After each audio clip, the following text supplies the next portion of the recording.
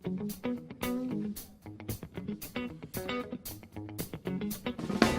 friends, welcome to my channel. I'm Dr. Heena, Rachh.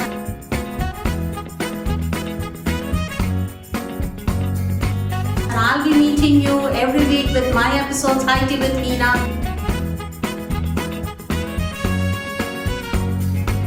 Which comprises of various life events, life series, teaching, learning, life skills and whatnot. Do subscribe to my channel and do not forget to hit the bell button so that whenever I post a new video, you get notified.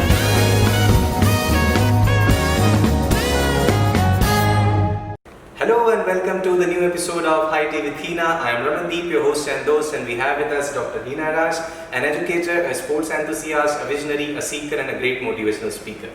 Hello ma'am. Hello Ramandeep, always good to be here and with you with your smiling face. Thank you so much. So let us start our today's chit chat session. Absolutely, all yours. Thank you ma'am. I know ma'am, parenting is a very huge topic. And you being a great educator, I know you love to guide the parents because after all it's for the betterment of the kids only. So today we want to know a little bit more about the parenting. So what are your key points for the better parenting and for the welfare of the students? Wonderful. Thank you Ramandeep for this beautiful question. As you rightly said, parenting can be spoken for days on and on. In fact, you might have read all the books in this universe, but yet the child has not read Who Has Come, right? So it totally, you have gone through all the classes, but it doesn't work. But yes, when you listen to some of the experiences from others, or for me, maybe I'm a parent biologically to only one kid, but then thousands and thousands kids who have been with me in my journey of 30 years. And in fact, I call my journey as from ma'am to mom, because most of my kids or my even teachers, staff whom I have worked with, and they are now working somewhere else and we are not together, but they say, so they don't call me anymore ma'am, they say mom, and I love that way. So I would definitely like to touch upon few topics again today, a few sub-points about prudent parenting. Now see, every parent, that's an instinctual parenting also, and what we say, we always say that one size does not fit all. So what we are going to talk may be suitable in a particular circumstance, but listening and revising our pointers is always a very good idea. So at times when we are oscillating and vacillating, they rescue us, such pointers. So the first thing is, I feel that establishing the value code. Like if you believe that your child will just naturally develop into some good citizen or caring people, think again. Don't depend upon peers and schools or the media to teach them. Of course, I know that being in the school, I always see parents coming and telling that, "Aap kahenge to manenge, mere bacche," teacher ki baat mante. And I understand, but again, we cannot be passing the ball into the other sport all the time. We need to. Charity begins at home.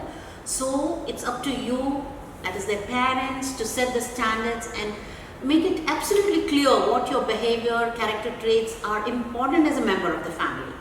So establishing the value code, that is very important, and it would differ from family to family, right? Because what is valuable to me is to my family. It's an individual value code to my family. For example, 6 days a week we need to sit together and have dinner. That could be my value code of my family. For you it may not be so, but you need to establish certain value codes. Again, embracing discipline and use it. Now what happens is, usually discipline, when it comes as a discipline, is not an abuse. It may not even involve punishment. But the word discipline, people sometimes look at it in a very different way. If this word scares you, like discipline, then you don't really understand what discipline is all about. But then you need to better catch quickly on that. Because since the kids who are raised without discipline at home are truly punished by the society in the later life. So that's very important. If the disciplining done well at home, your child will grow to be a self-confident and a successful person. Done poorly or not at all, well, I don't even want to go there. So, what are the bang on 3 points which you want to tell the kids? Bang on 3. बुरा मत type करो, बुरा मत like करो, बुरा मत share करो. With this technology too much into the life, and COVID has again made it a global village, and technology has been weaved into the life. So I would say now the 3 things, all those bura mat dekho karo, instead of that it is bura mat type karo, bura mat like karo, and bura mat share karo. So another important aspect which I always feel that many a times we fall into this trap of being at peace by letting the child do or have his or her way. So don't be a peace at any price parent. Now what do you mean by that? Ever cave into your kids' demand just to get them off your back? Or give you a break from having to say no for the 110th time? Well, join the club, as most of us fall into the trap once in a while. But if you are a frequent flyer there in that regard, you need to watch out. This reminds me, now what do you exactly mean that don't be a peace at price parent? This reminds me of this little girl who was, children have their own ways of throwing tantrums, and she was squatting and she said, I want this. They were in some mall and a toy, and the mother was there and the child said, I want that toy. I want that toy. And she started, crying and making noises, attention, to seek the attention of the onlookers. And this gentleman was also watching the whole scene, but the mother here says, Jennifer, relax. Jennifer, relax. You're not going to get that. The child again raises the voice, and so mother, the moment the child would raise the voice, mother would say, Jennifer, relax. You might create as many scenes as possible. You're not going to get. Jennifer, relax.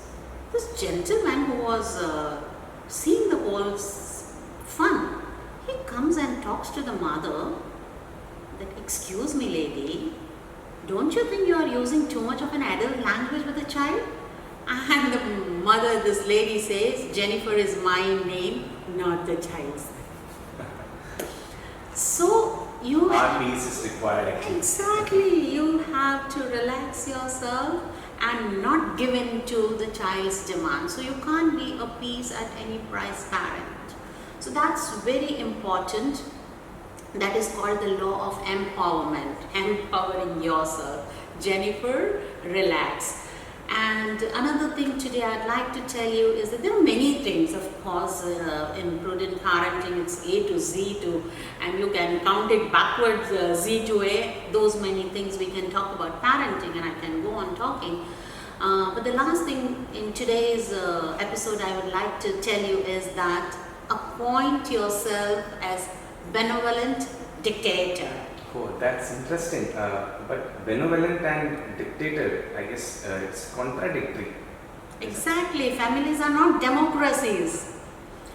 Child judgment can be immature, unreasonable, self-serving. If you are not making the decision or are letting the kids push you into making a decision against your better judgment, then you are depriving your children of leadership actually. It's time for you in that case to form a new governance, and that couldn't be simpler. You have the final vote. End of the story. That is what I mean by benevolent dictator. So there are a lot of things we'll keep talking, Ramandeep, on some other time and day. So this is all which I wanted to tell. A few quick pointers. Thank you so much. Thank you so much, ma'am. I hope the parents will definitely use your key points for the prudent parenting. And thank you for this chit chat session, which is for the betterment of the students only. So I'm Ramandeep signing off for today, and we'll see you in the next session of High Tea with Heena. Thank you.